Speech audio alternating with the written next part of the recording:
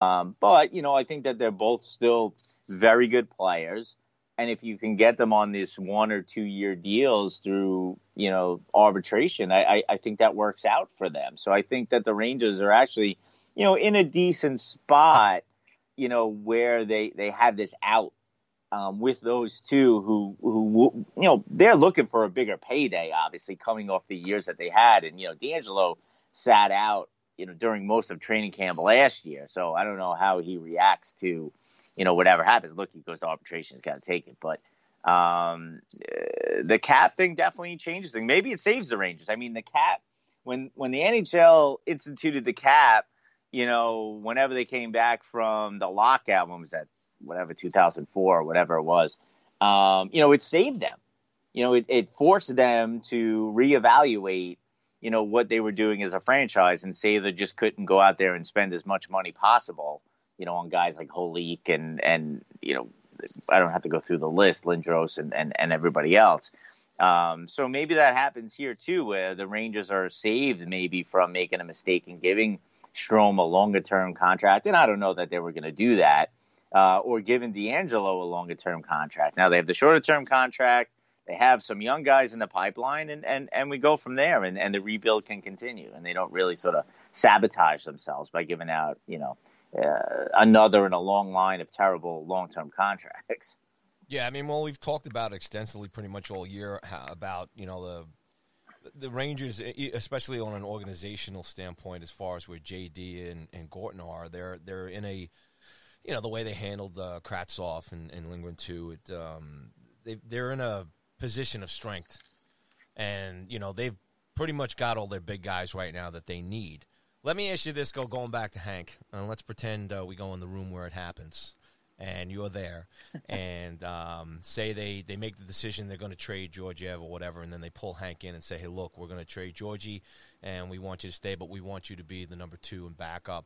And for your argument's sake, Hank says, "No way, I want out, trade me, and get rid of me." What happens then? What's your take on that kind of scenario? Well, I think that they would have that conversation with him before they trade Georgiev. I mean, that wouldn't be very smart of them not to have that conversation, ahead of time. So I think that they would take care of that. But if we've talked about the fact that that's the better idea, right? Isn't that right now? Mm-hmm. It's better to trade Georgiev, almost kind of like what we were going to do there. We were talking about it all season long, right? We thought he was going to go to the Leafs and all that other stuff, right? Oh, that's if he said, look, if he says trade me, that's not what I want. Trade me. If he's willing to drop his no move clause, then fine. See you later. So with that said, do the Rangers still go ahead and trade Georgiev and say they trade Hank? And then, they maybe work on, a second or third string, some kind of backup, or we look at what's going on the farm there, and we put everything in Shesty's hands.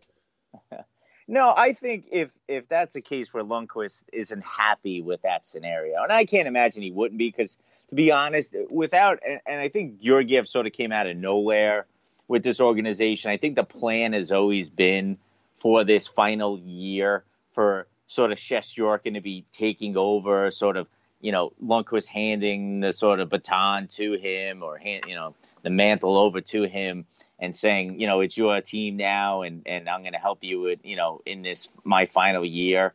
So I think that's always been the scenario with this team, and I'm assuming Lundqvist saw it coming from a mile away, that Shesterkin was going to come here and supplant him this coming year. So Georgiev sort of, I don't think was ever really in their plans, and he forced his way in, and kudos to the kid, for doing that. So look, if they could get rid of if they could trade Lundqvist, and I would sign Georgiev. I don't think it would take that much to re-sign Georgiev at this point. He is a backup goalie. I mean, he is what he is. I mean, he had a good year, but he's a backup. He's a backup goalie on this team. He's a number 1. Come on. Yeah, he's at the end of the day, he's a backup goalie on this team, and really, what are you gonna give him? $1 million, $1.2 million? So I mean, it's not like he's gonna cost that much. And if you're getting Hank's money off the books, if you're trading him, I'm assuming the team that you're gonna trade him for the Rangers would have to eat some of that money, but they would be getting a significant amount of his contract off the books. So I think they would be able to sign Georgiev to, whatever you want to sign him to, a 2-year deal, mil per. I don't think that's the worst thing in the world either. But at the end of the day, I don't see Lundqvist getting upset about it. I just don't. I don't think he wants to leave. I think he wants to I think the final season has him there, and they'll celebrate him the entire year. Sort of the way they did with, any great player that's leaving. You knew Eli Manning was going out, and you'll know Lundqvist is going out, and they'll do the right thing by him. I think he'll want that. And plus the team is going to be good. He could potentially, win a Stanley Cup that year too. But that's just my thought on it. I don't think he wants to go anywhere. All right. Speculation, man. That's all we got right now. Yeah, right? That's it. Hey, look, what else are we going to talk about? It looks like the CBA is going to get extended here too. I mean, this is just, you can't make this up, right, KD? I mean, there's no hockey yet. We're waiting, and they're, looks like they're, extending the CBA here, and they don't have to worry about that, and so on and so forth, which I guess is great news for fans. And I guess we might as well. There's nothing wrong with thinking about the future and stuff. What's your take on that recent news? Yeah, I think it's smart that they got it out of the way. You might as well. They're trying to, get this whole sort of return to play thing going on. So let's talk about the CBA as well. I know that Panarin was outspoken. He had the issue with the escrow. And he wasn't happy with the amount of money that was going, into escrow from the players. And it looks like in this new CBA, that's going to, I guess, work out better for the players. I'm not an expert in the escrow department. I know I pay escrow on my mortgage, and I always get screwed at the end of the year. But so it looks like I think it was smart to get it done now. So we don't have to worry about another lockout down the road, which you're always worried about. Some of the issues that usually come up with cap and stuff, they worked out. It seems though they worked in a thing with the free agency where you don't have the pre-interviews anymore, sort of going back to the old system where it just turns into a free agency frenzy on July. Well, I guess it's not going to be July 1st, whenever they do it this year.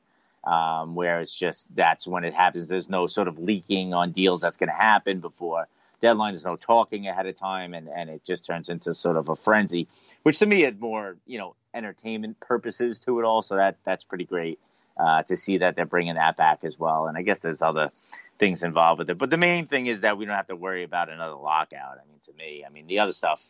That's more for the players and, minimum salaries and that kind of thing. Obviously, salary caps and that whatnot. So good to get it done. And obviously, they talked about how they're going to start, this season and what the protocol is going to be. Obviously, it looks like we're going to Edmonton and Toronto, which is with the way the virus is going in the United States. That's probably a smart decision to get the hell out of here.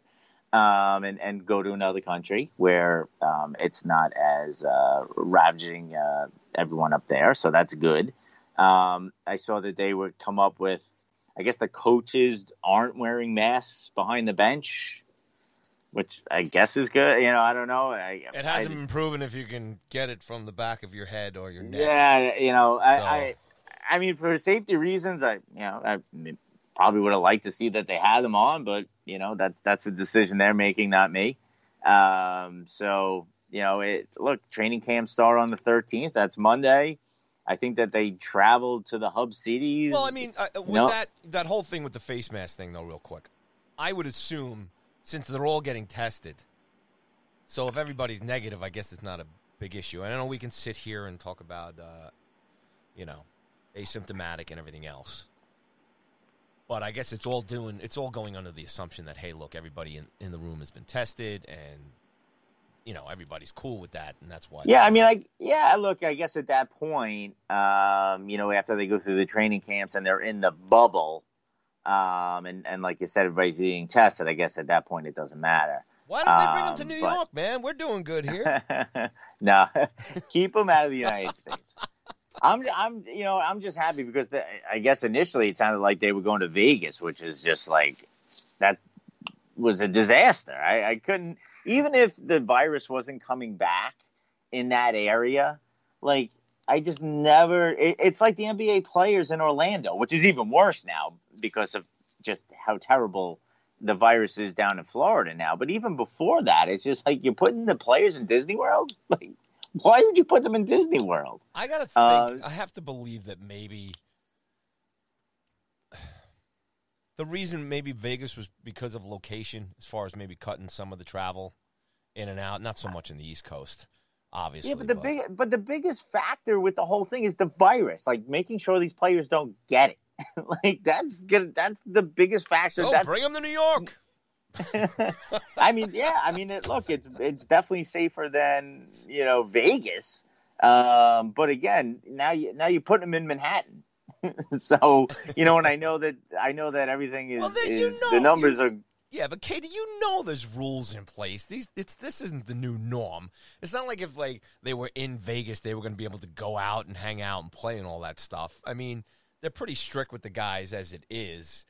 Even under normal circumstances. So I have to believe it, whatever the heck the reason was. I mean, I think it's just it's funny now or not funny. Here we are, the United States of America, and we can't host a hub city because, whatever kind of term you want to use here as far as, the situation. Nobody wants to wear a mask. It's just, it's unbelievable. But anyway, I mean, for all of us watching, it doesn't really matter, right? As far as the players are concerned, they just need to know where to go, where to log in, and I mean, to load in and all that other stuff and just get ready to play hockey. I guess, it's funny now here. Like I said, it's July 8th. We're creeping a little closer here, getting close to here. Next week is pretty much, towards the middle of the month. I mean, we're flying here. And, we're getting closer to see what happens. And just, again, watching the Premier League, I mean, there hasn't been anything coming out in terms of what these guys are doing.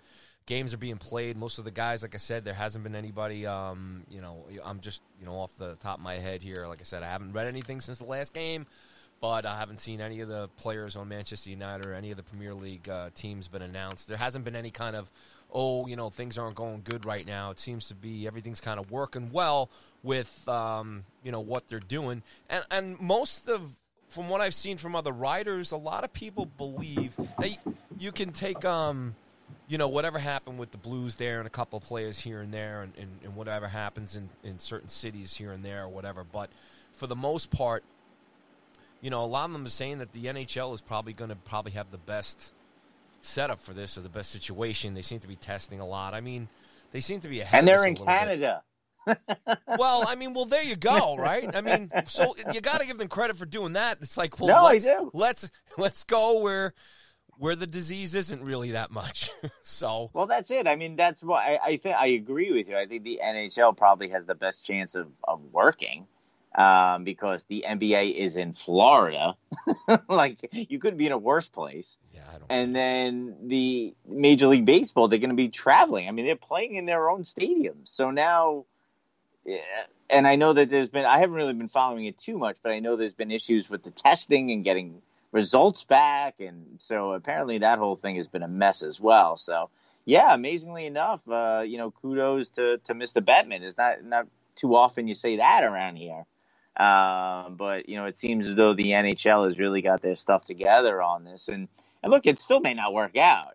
But I won't criticize them for trying and putting together what looks like a pretty competent plan. Now, hopefully, it works out. I mean, because the problem is that, one team goes down, like I mentioned before, the whole thing is done. I mean, and at what point do they make that decision? I mean, it sounds like they're open, all the leagues are open. Okay, so if that's the big concern, right, but if they're putting them in these hub cities, right, then they're going to get them in here ahead of the tournament starting. So they're going to have them, they're basically going to be quarantined in these hub cities, right, before the tournament starts, and they're going to get tested. And, for the most part, KD and all of us hanging around here in Long Island, New York, and most of us, you know, knock on